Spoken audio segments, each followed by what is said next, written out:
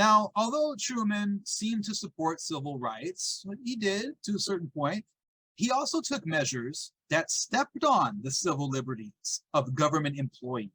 Okay, civil liberties, I'm talking about civil freedoms or civil rights. Right? So he was worried about communist infiltration, communist influence in the federal government.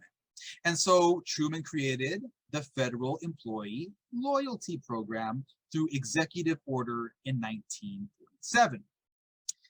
The program investigated federal employees who were suspected of having ties to communism, right? The program also targeted gay and lesbian government workers because they were seen as being susceptible to communist blackmail, right? So if the communists had threatened to expose them, right, to expose that they were gay or lesbian, they may become spies, right, in order to not get exposed, right? So that's the ideology. Did it happen? No. All right. Was that a reality? No, but it was one of the fears of Truman and others in the government. So that's why you have the loyalty programs going after gay and lesbian workers, okay, government workers. So this led to a number of gay and lesbian government workers losing their jobs, right? Or many quit, right? They just resigned because they didn't want to take part in these investigations, right? It's humiliating, right? Why should the government have the right to do this, right? To investigate people's private lives like this and question them and all of that. So yeah, so you have a lot of gay and lesbian workers who just quit and leave the federal government. So it's an example of Truman and the federal government stepping on people's civil liberties, okay? All right, now the House Un-American Activities Committee, or HUAC, also stepped on people's civil liberties, okay? So HUAC is going to target communists in American society. Remember we had said in the 1930s that the Communist Party had sort of a revival in the United States, became pretty popular. Well, all of that's going to end during the Cold War, okay? So HUAC is targeting communists, right? This committee. It's a committee in Congress. Now, one of the more famous interrogations or hearings of the committee was against Hollywood writers, actors, and directors who were accused of having communist ties. And these hearings were nationally publicized. And when the Hollywood workers refused to cooperate with the investigation, they were jailed. Okay, they were put in jail because they were accused of having communist ties. And then after they got out of jail, they were blacklisted by Hollywood. Couldn't get work in Hollywood, right? Couldn't work in their old profession anymore. Okay, so yeah, talking about civil liberties being stepped on, it's another example of the government doing that. Okay. Another example is the McCarran-Walter Act. Okay, so the McCarran-Walter Act targeted immigrants who had become citizens, right? Why are they targeting immigrants? Because there's fear that immigrants may have ties to the Communist Party, right? So if immigrants were found to be connected to the Communist Party or the Socialist Party or some organization that was connected to those ideologies, or if they were if they refused to cooperate with the interrogations, questioning on the issue, they could lose their citizenship, right, and be deported, or they could have their passport taken away from them. Okay, so the McCarran-Walter Act is basically targeting immigrants, and so if you have immigrants who are getting involved with activism, they could be targeted. And I'm not just saying immigrants, I'm talking about immigrants who had already gone through the process to become citizens of the US. So they are US citizens, right?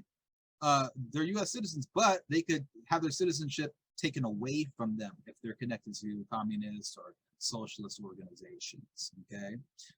And so, wow, that's interesting. They could be deported for that. And it was used. The McCarran-Walter Act was used against activists or labor organizers, right? People who belong to unions, union leaders. If they had been immigrants and they migrated to the country, they could be targeted, right, by the McCarran-Walter Act and get deported from the country, right? Okay. All right. You also have anti-communist committees and organizations being created at the state level and also at the private level, where just ordinary citizens creating organizations to fight communism. Okay, so this is taking place in the 1950s.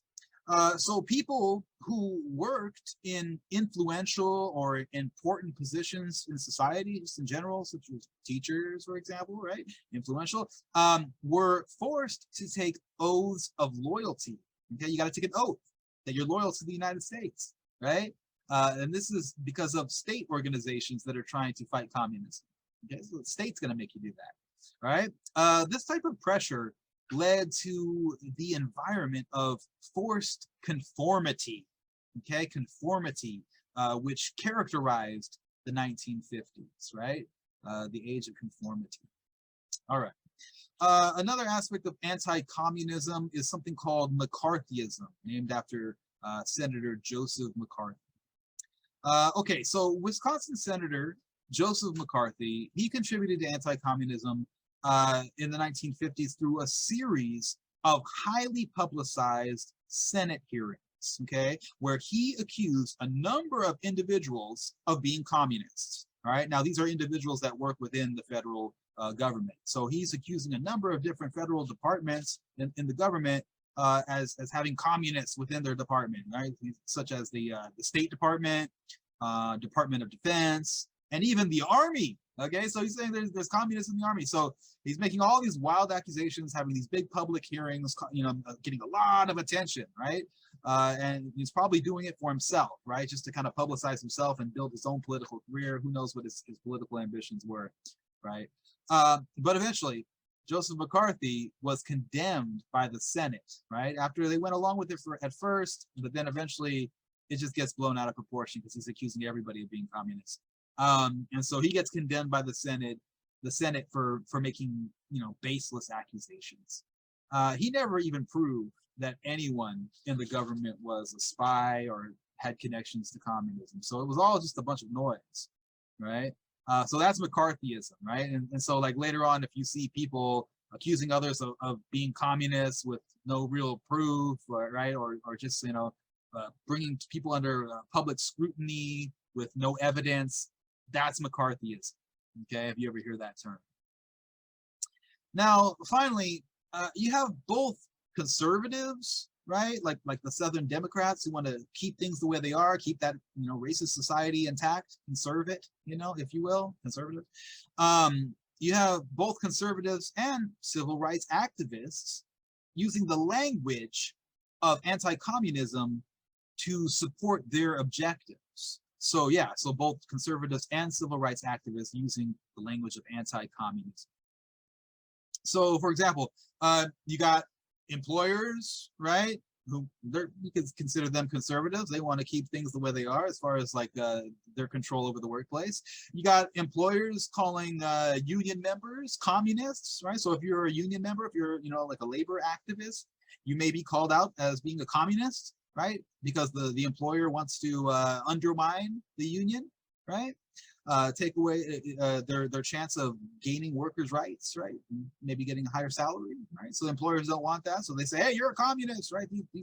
These labor unions are communists. There's a bunch of communists in there, right?" So you hear those kind of accusations.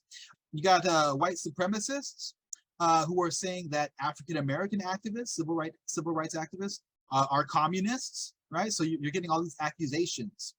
Then you got the civil rights activists themselves who are using the language of anti-communism, saying that the lack of civil rights in the United States makes the U.S. vulnerable to the spread of communism, right? Because people are so upset with racial inequalities in society that they may join the Communist Party, right? So that's why we need to give civil rights to people, right? To protect civil rights through legislation, right? If you're really anti-communist, then you need to pass civil rights legislation. So that's civil rights activists using the language of anti-communism for their objectives, right? If the government called for healthcare, universal healthcare, we talked about that earlier, the medical industry is going to say that's socialism, right? That's the language of anti-communism, trying to use it to support your own personal objectives, right? Or your own interests. So basically, anti-communism created an environment where civil liberties, right, people's freedoms, could be limited, restricted, or taken away. And various organizations and interest groups tried to use anti-communism to their advantage, right, to achieve their objectives.